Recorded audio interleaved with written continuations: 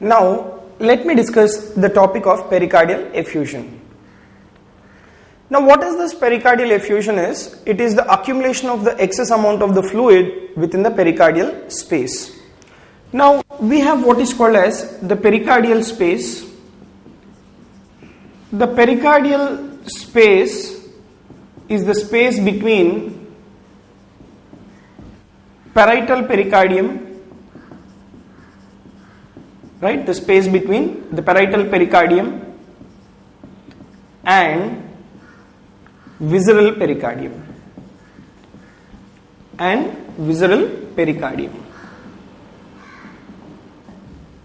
Okay, so within this pericardial space normally 50 ml of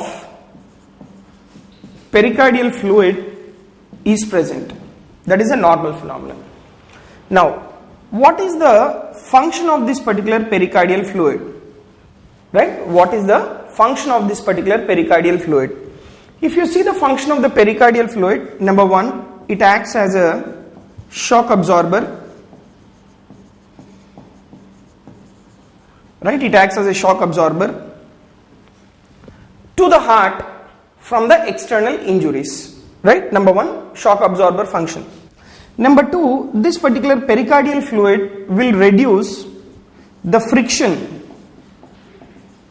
Right? Will reduce the friction between parietal pericardium and visceral pericardium. Okay. So this is the function of the pericardial fluid which is present within the pericardial space. Number one, it acts as a shock absorber. Second, it will reduce the friction between the parietal pericardium and as well as the visceral pericardium. Now, what is your pericardial effusion if the quantity of the fluid, right? The quantity of the fluid in pericardial space, right? In pericardial space, if it is increased, that will result in what is called as pericardial effusion. Right? That will result in what is called as pericardial effusion. Now, this particular pericardial effusion, it can be of two types. First, it can be transudative type of pericardial effusion or exudative type of pericardial effusion. Alright, so we have transudative type of pericardial effusion or exudative type of pericardial effusion. Now, what is the basic difference between these two? Between transudative and as well as exudative is the quantity of the proteins. The quantity of the proteins is lesser in transudative, whereas the protein content is more in exudative type of pericardial effusion. Now, where will you see this particular transudative type of pericardial effusion? Transudative type of pericardial effusion we get in patients with congestive heart failure. Right? We have this in patients with overhydration and in conditions like hypoproteinemia. Right? In conditions like hypoproteinemia, you will have this transudative type of pericardial effusion. Whereas, you take exudative type of pericardial effusion. Exudative type of pericardial effusion, it indicates the presence of pericardial injury. Right? It indicates the presence of pericardial injury. Okay? So that is about the why exudative type of pericardial effusion can be present. Now, where will you get this particular exudative type of pericardial effusion? Like in India, the most common cause for exudative type of pericardial effusion is tuberculosis. Right? It is tuberculosis which is the most common cause of exudative type of pericardial effusion in India. Whereas the other causes for exudative type of pericardial effusion is certain neoplastic diseases. So in neoplastic diseases also we get this particular exudative type of pericardial effusion. Now, if you take the concentration, or if you take the consistency of this tubercular or neoplastic diseases, the consistency is serosanguinous, right? This is very important. The consistency is serosanguinous. Okay. So, serosanguinous pericardial fluid is a classical sign in tuberculosis and as well as in case of neoplastic diseases. Now, within this pericardial effusion, there can be presence of even frank blood. Right? There can be presence of even frank blood. Now, if frank blood is there within the pericardial effusion, what does that indicate? It indicates that either there is aortic dissection,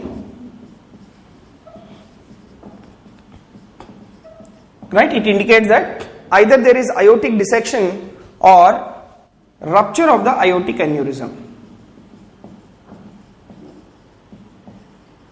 Right? Rupture of the aortic aneurysm. So this is what indicates if there is presence of the frank blood within the pericardial fluid. Next, we have another terminology which is called as hemopericardium. Right? Hemopericardium. Now, what do you mean by this particular hemopericardium is, along with the pericardial fluid, the blood is also present, which is called as the hemopericardium. Now, where all you get this particular hemopericardium? The hemopericardium is seen in clinical conditions wherever there is penetrating trauma to the chest.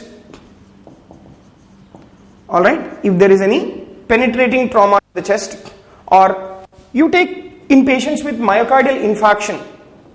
In myocardial infarction, what will happen? The blood supply to the myocardium is reduced. So due to which the myocardium undergoes infarction, that is the death of the myocardium. Due to pressure raised within the ventricles, the dead myocardium in myocardial infarction can rupture,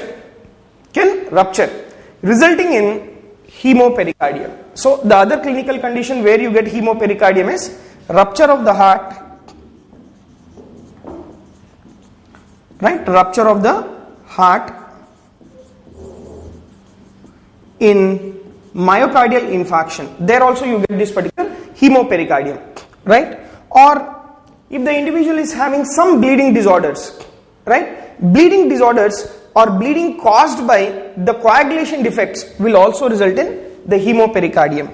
Okay, so bleeding disorders. So these are the conditions where you have this particular hemopericardium.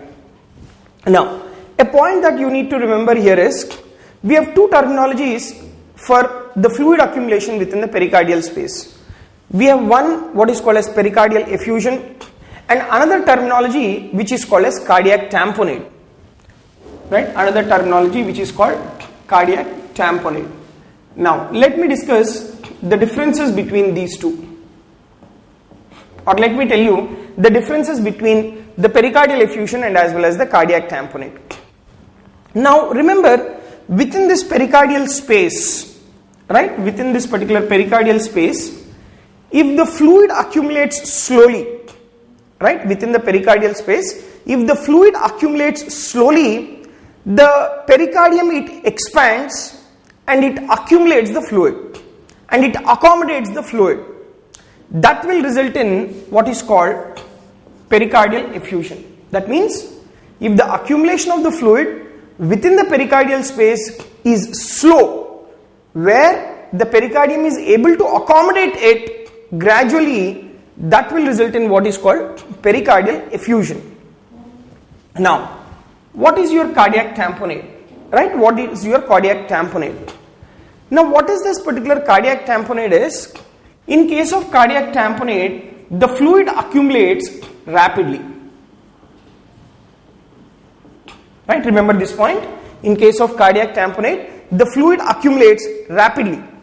And that rapid accumulation of the fluid will compress the heart.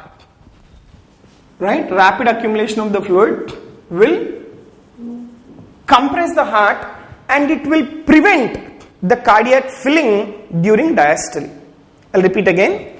In case of cardiac tamponade, the fluid accumulates rapidly and that will compress the heart, and that will prevent the cardiac filling during diastole of the heart. That will result in what is called as cardiac tamponade, right? That will result in what is called cardiac tamponade. Now, let me revise like whatever I have discussed.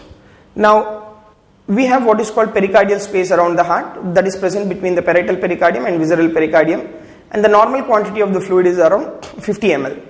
The purpose of this particular fluid is mainly to reduce the friction between the parietal pericardium and visceral pericardium, and it also acts as the shock absorber for the external injuries. And normal quantity of the fluid is around 50 ml. If the quantity of the fluid increases within the pericardial space, that will result in what is called pericardial effusion. Now, this pericardial effusion is of two types. One is transudative and as well as exudative. The major difference between these two is the consistency and as well as the quantity of the proteins.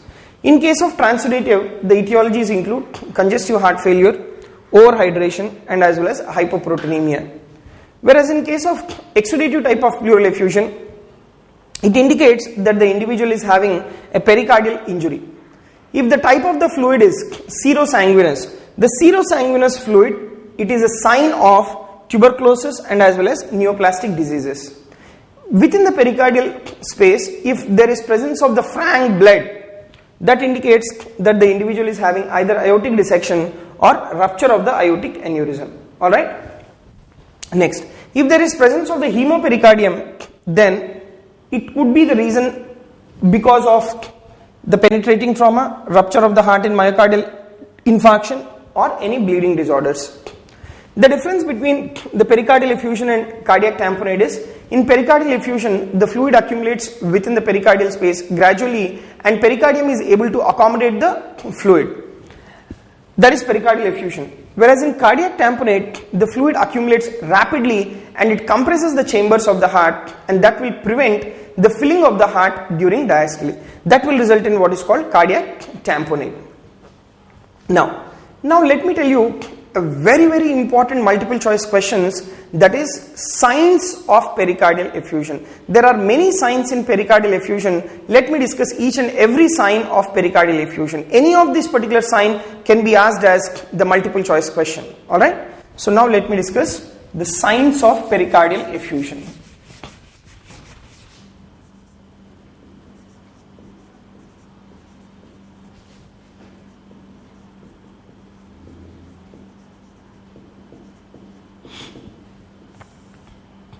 Right, signs of pericardial effusion. First and foremost, very important sign is the Frederick's sign.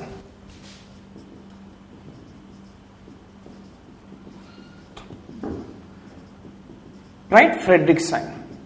Now, let me tell you what is this particular Frederick's sign. Now, in these patients with the pericardial effusion, the neck veins are distended. Right? Why the neck veins are distended is because there is increased filling pressures within the ventricles. That is the reason why the neck veins are distended. So, what is this Frederick's sign then? The Frederick's sign, it actually suggests the pericardial tamponade. Right? It indicates or it suggests that the individual is having pericardial tamponade. Now, what is this particular sign? Sudden collapse of distended neck veins during diastole is called as Frederick's sign. Alright. So, sudden collapse of distended neck veins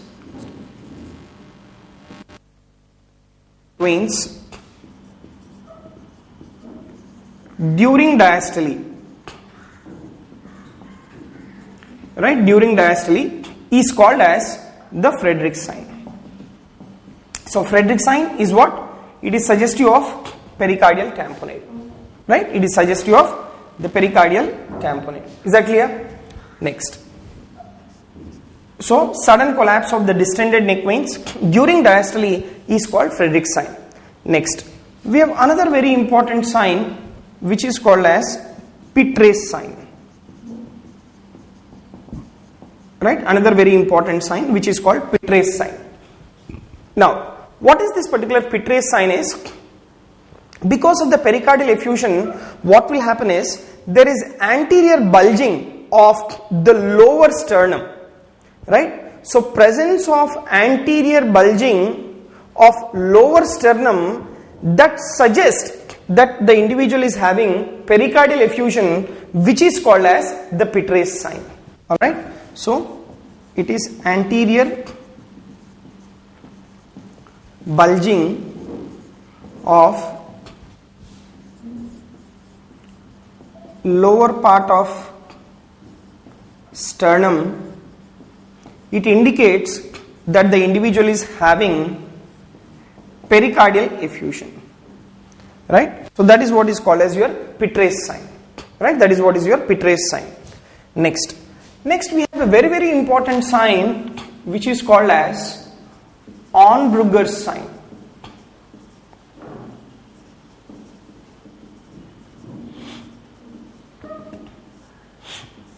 Right? Another very important sign which is called as Onbrugger's sign.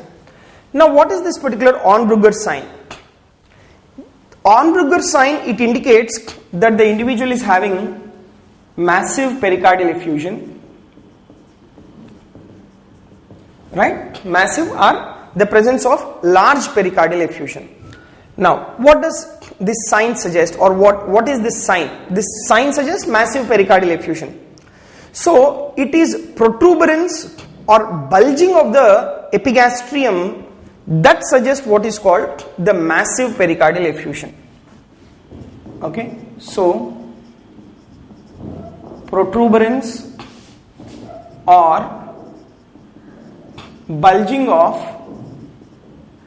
epigastrium, right? Protuberance or bulging of the epigastrium, that is suggestive of what is called massive pericardial effusion or severe pericardial effusion. So in these individuals, what you will find is there is presence of the epigastrial bulge. Now this represents the large pericardial effusion that is extending up to the subxiphoid region, right? The bulge is present in the epigastrium, and that particular bulge will extend up to the subxiphoid region. Now, when you compress this particular bulge,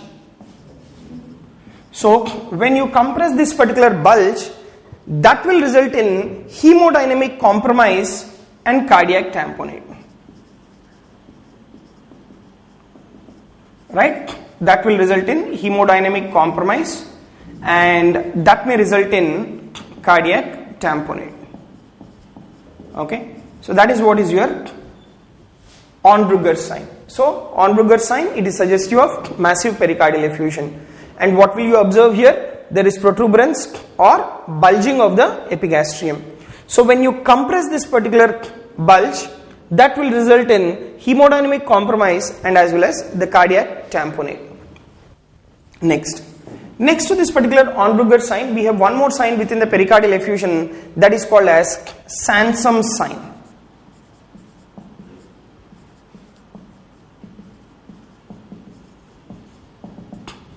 Right, that is what is called as Sansom's sign.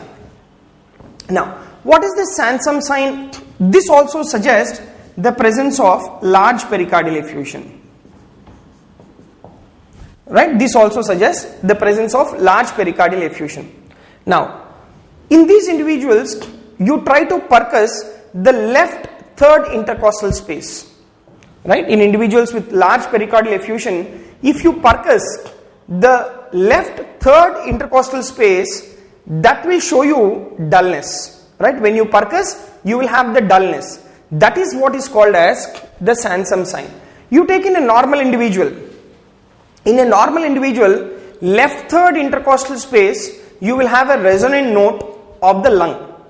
But in patients with large pericardial effusion, the pericardial fluid will occupy the third left intercostal space. So when you try to percuss over the third left intercostal space, that will represent the dullness, or you will feel the dullness on percussion, which is suggestive of large pericardial effusion. Okay, so Sansom's sign is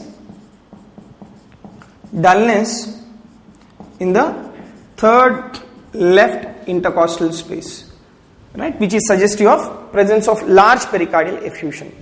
Next, we have one more sign which is called Green's sign. Now, what is this particular Green's sign is, when you are percussing the border of the pericardium, like either it will be retrosternal and laterally it corresponds to the apex, right? Right border it is retrosternal, whereas the left border it will corresponds to the apex of the heart.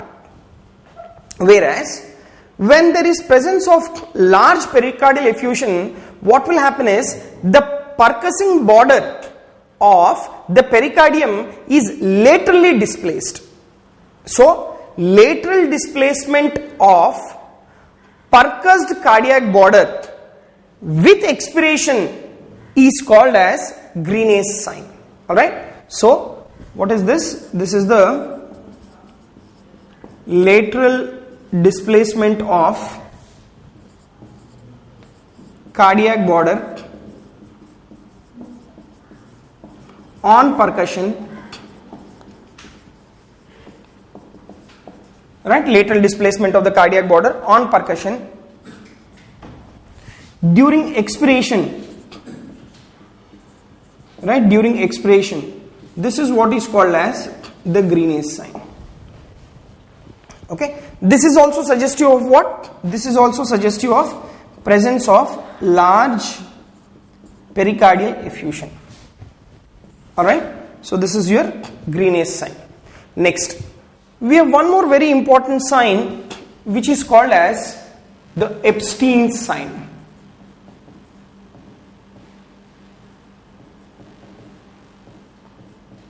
Right, one more very important sign which is called as Epstein sign. Now, this is also suggestive of what?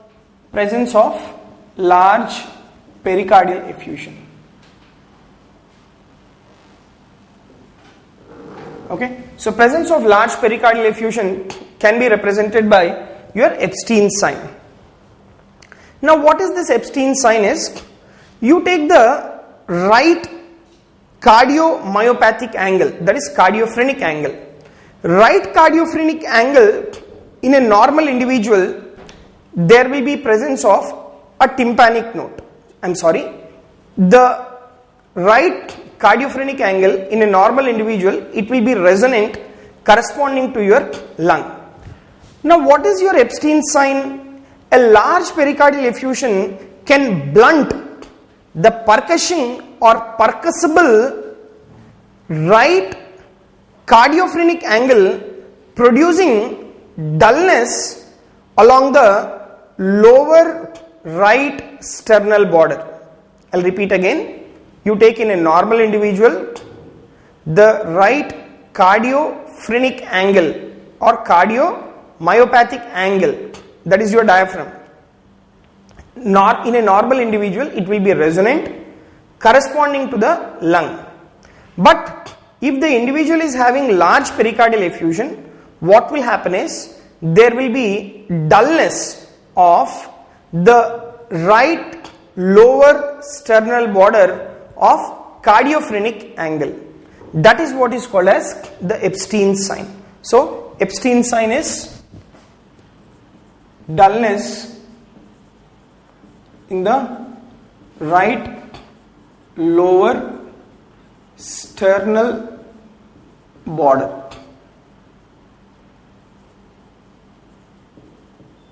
Right lower parasternal border. Okay, so that is about the Epstein sign. Alright, let me repeat the signs whatever I have discussed. The Friedrich sign, what does that tells you? That the individual has developed pericardial tamponade. It is sudden collapse of the distended neck veins during diastole is called Friedrich sign. What is Pitres sign? It is the anterior bulging of the lower part of the sternum that indicates that the individual is having pericardial effusion. Onbrugger sign is suggestive of massive pericardial effusion. There is bulge within the epigastrium. When you try to compress that particular bulge, there may be either hemodynamic compromise or cardiac tamponade. Then you have what is called Sansom sign. What is Sansom sign? In a normal individual, left third intercostals will be resonant to percussion, whereas in individuals with large pericardial effusion, there will be dullness in the third left intercostal space. You take Greenace sign. It is the lateral displacement of the cardiac border on percussion upon expiration is called Greenace sign. And it is also suggestive of large pericardial effusion. Next we have Epstein sign.